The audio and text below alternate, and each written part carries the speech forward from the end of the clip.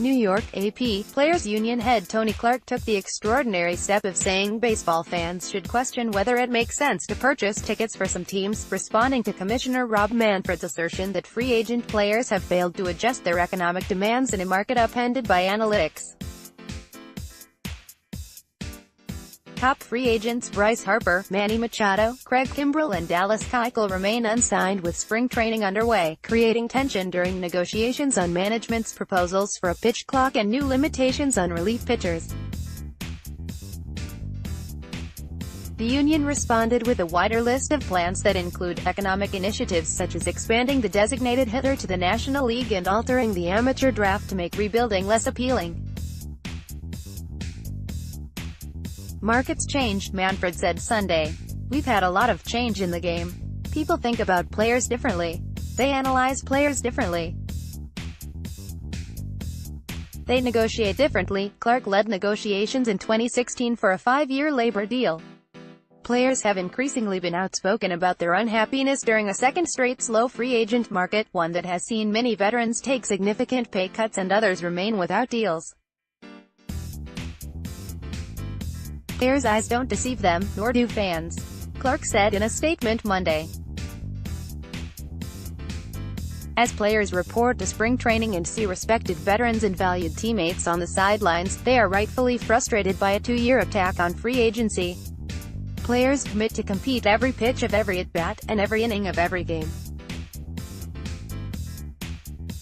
Yet we're operating in an environment in which an increasing number of clubs appear to be making little effort to improve their rosters, compete for a championship or justify the price of a ticket. Average attendance has dropped for 3 straight seasons and last year fell below 30,000 per game for the first time since 2003. Players rebuffed management's proposal for a pitch clock ahead of the 2017 and 2018 seasons. Management made the unilateral decision to experiment with a pitch clock during spring training. Manfred has said he is reticent to change regular season playing rules unless players agree. Players have made a sincere attempt to engage with clubs on their proposals to improve pace of play and enhance the game's appeal to fans, Clark said. At the same time, we have presented wide-ranging ideas that value substance over seconds and ensure the best players are on the field every day. We believe these substantive changes are imperative now, not in 2022 or 2025 but in 2019. Players have become increasingly outspoken about the slow pace of agreements and have mentioned the possibility of a work stoppage in 2022. Everybody sees it. It's obviously not good for baseball, said Los Angeles Angels outfielder Mike Trout, a 2-time AL MVP who can become a free agent after the 2020 season. You got 2 of the top guys not signed yet. With teams saying they want to rebuild, why not start with one of the top guys? Manny, Bryce, look at the pitchers out there. It's pretty incredible. It's disappointing for the players. It's that they're standing up for themselves.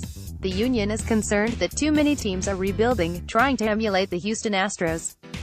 Houston lost 106 to 111 games in 3 straight years from 2011 to 13, earned 3 straight number 1 draft picks and won its first World Series title in 2017.